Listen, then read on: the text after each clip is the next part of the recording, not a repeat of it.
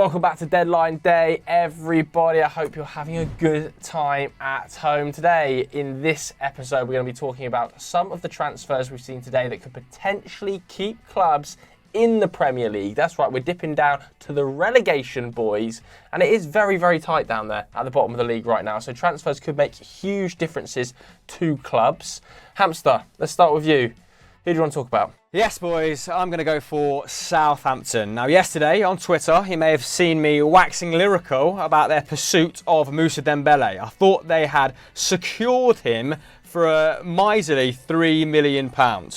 That would have been some deal because he has been pretty prolific for Lyon. Got an awful lot of game time under his belt this campaign, but that is largely owing to off-the-pitch issues. He's kind of fallen out with the hierarchy, the coach. Not really a comment on his ability. Has remained a 0.6 goal and assist player for them during his tenure at Lyon, hasn't he? But that's not happened, and they've moved on pretty quickly as well to Kamaldeen Sulemana from Rennes. He's joined Southampton for €25 million, rejecting Everton and Leipzig in the process. Now, to be fair, no one really wants to go to Everton at the moment, do they? But pretty surprised he turned down Leipzig. They could have done with him as well, having sold Lookman, Brobby and Hwang this season on permanent transfers.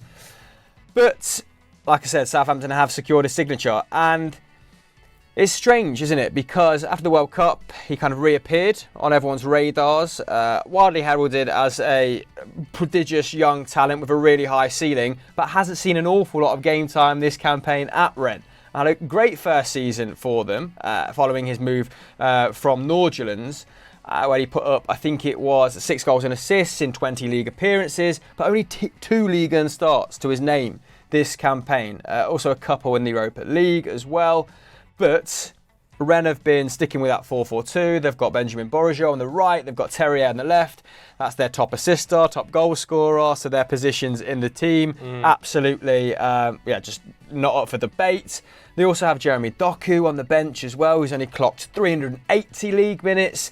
He's a bit of a dribble monster as well, isn't he? Thank you for that outlook. And not to mention, they've got Guiri, who can play on the left as well, and Kalimwendo, who can play up front and can pull out wide. So they've got players with similar profiles. So despite, Sulemana being, like I said, highly touted, he is someone they can perhaps do without. They've made a little bit of profit on him, but not a massive amount. But yeah, like I've said, this season has been ineffective in a short amount of game time, completing almost 4 dribbles per 90, clocking up over 3 shots. There's tons of defensive work too, which will be music to Nathan Jones's ears. But I just think he's going to be someone that gets Southampton fans off their seats, which maybe hasn't happened at all this season. I mean, they're bottom of the league, aren't they, with 1 win in their last 5. Level on points with Everton, that's 15, averaging 0.85 goals per 90. There's only 3 teams in the Premier League with a worse return. And I just think massive upgrade physically on El Yunusi and Armstrong. The output of those 2 players can't get much worse. I think only 2 goal contributions between them. JWP leading the side for goals and assists. Not a great situation to find yourself in. So a really exciting transfer. Makes sense for both parties.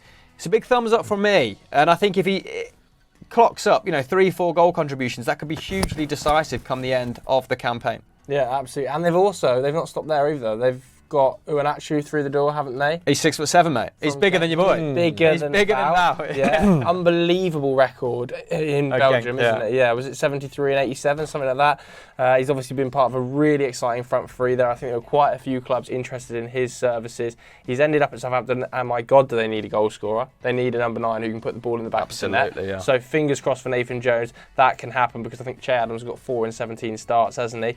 Not really good enough. And with James Ward-Prowse in this sort of new number 10 role, I'm very excited to see Onuachu on the end of a James Ward-Prowse free kick or a corner. He must be absolutely delighted about that. The corner routines will be flying off the handle. They've gone for Charlie Adam and Andy Carroll, haven't they? Yeah, it's a remix of that. I respect it, and I'm excited to see that. I think Southampton, I agree, have done actually pretty smart business in this window. Pretty smart. And another club, South Coast club, that have also done really good business, I think, Bournemouth. Yeah, absolutely. And I think, unlike Southampton, I think they did all their significant business before deadline day, but got in Matthias Viña from Roma in the last few days on loan. I think he's very solid. Difficult second season for him, but I thought he impressed on many occasions last term. Only his first season in a top 5 league last term, coming from Uruguay. But I think it's like Southampton, Bournemouth's key to staying up is upgrading that forward line because they haven't been anywhere near good enough. When you look at the underlying numbers, they rank bottom of the Premier League for expected goals. They rank bottom for shots. They're only taking 8.4 shots a game. The next worst is like Everton, who are nearly taking 10 shots a game. So it's quite a big leap there. Chance creation as well has been a problem for them. I think Kiefer Moore's a top scorer on 4. I think Solanke's behind him on 3. I've actually really enjoyed Solanke at points this season. But they do need, they need more firepower up top. And I think they've got that. Dango Ouattara, we've already seen him. Got quite a decent assist on his first Premier League start against Nottingham Forest. Yeah, he looks, he's one of those players that, even at a young age, looks physically adept for the Premier League. Great pace, very hard working as well. At Lorient, where they signed him for €22.5 million, he was making 3.5 tackles and interceptions per 90. I think among kind of attackers / wingers in Europe's top 5 leagues, he ranks in the top 5% for all defensive actions. And, at Bournemouth, he will be required to do that under O'Neill. He's decent in the air as well. He's obviously played on the right in that first game, and he does tend to play on the right, or he can play on the left as well, at centre forward if needs be. And if he was to need to, say fill in for Moore at centre forward, he's also quite decent in the air as well. Obviously not Kiefer Moore levels, but he can do that. 6 goals and 5 assists in 18 Ligue 1 games before he came to Bournemouth this season. He's averaging a goal involvement every 140 minutes. Again, for a Lorient side who, are really overperforming in this league. They sold also their top scorer, Terem Moffi, to Nice. Or not sold, but he's gone on loan, at least initially, to Nice. And so they've had to spend over €24 million themselves just to bring in reinforcements and try and consolidate their place in that kind of top 7 of Ligue 1. Ouattara is a big talent. He only turns 21 in under 2 weeks, and yet he signed.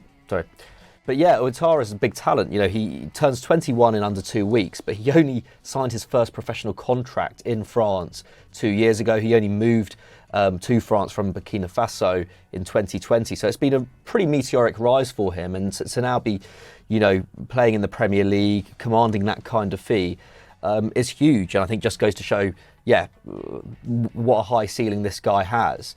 And I think he will clearly be thinking that if he can help keep Bournemouth up, if he can put in, if he can score 5 goals between now and the end of the season, then there could be a bigger move for him round the corner. And I think the same could probably be said for Antoine Semenyo, who comes in from Bristol City, a Bristol City boy, signed for just over 10 million. So a great fee for Bristol City to get for one of their academy graduates. And he's been on fire this season too. 6 goals and 3 assists in just over 1,200 championship minutes.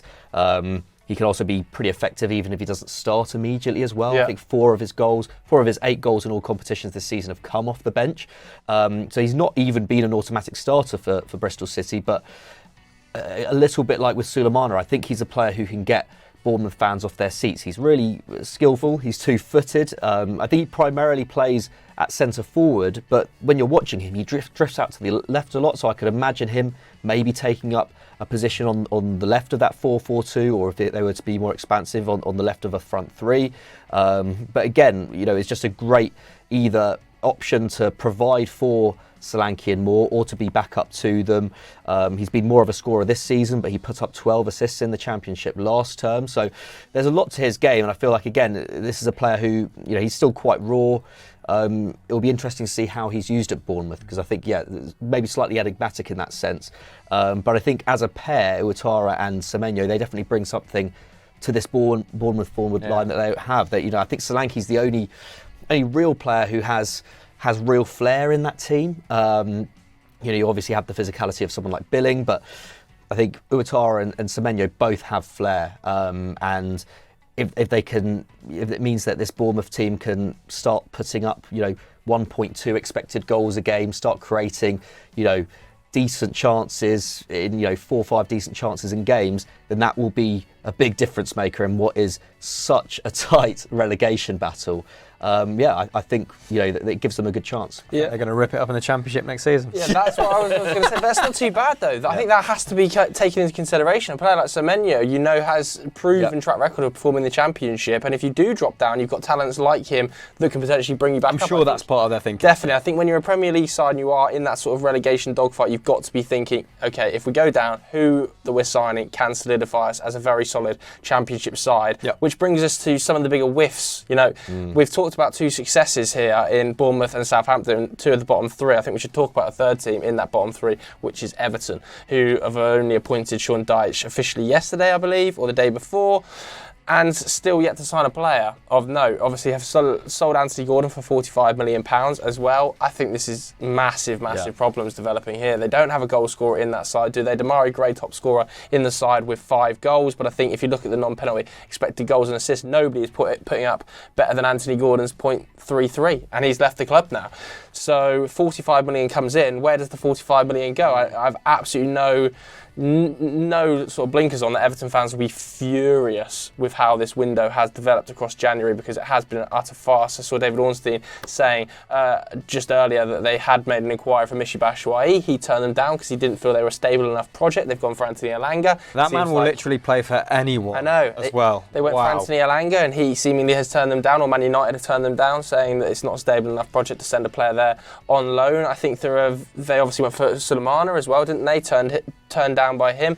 Everton have had a disastrous January window, especially when you look at the teams that are slightly above them in the table. They've only scored 15 goals this season. Only one team has scored less than that. In Wolves, who've got 12. They brought in a £50 million centre forward in Mateus Cunha. They brought in Pablo Sarabia. They improved in multiple areas. They got Lopetegui through the door nice and early, so they were set up.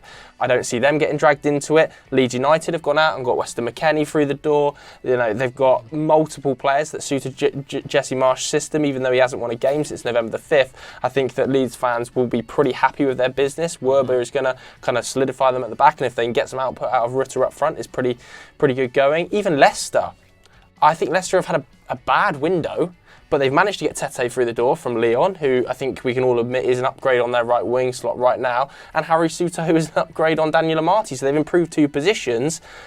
I look at Everton, I think they've got worse. They've actually got worse in the January window, and they've sold a £45 million asset. It's unbelievably bad. What's baffling about this as well is that they didn't learn from last January. Last January they sacked Benitez, got in Lampard, and then went full panic mode in the last 2 days. Got in Van der Beek and Dele on those short-term deals. Neither of them worked out, and they ended up really getting away with one, not getting relegated last season. Let's be honest.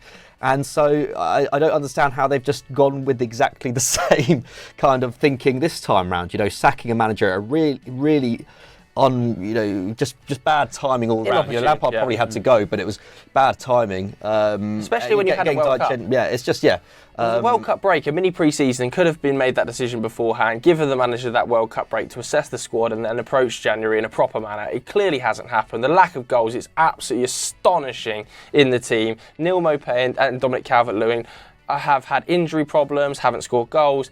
There's nobody else in the squad that can get a goal. No. I really feel sorry for Sean Dyche, because I think he's been put in a very, very difficult situation. So out of the teams we've discussed then, Everton got weak heart, so they don't meet the criteria of a team that's made transfers that could possibly keep them in the division. Do we think that Southampton then, with Sulemana, have someone that they can dream on there that might do enough in that relegation dogfight to push them towards 17th? Do we still think all the teams we've mentioned are going down?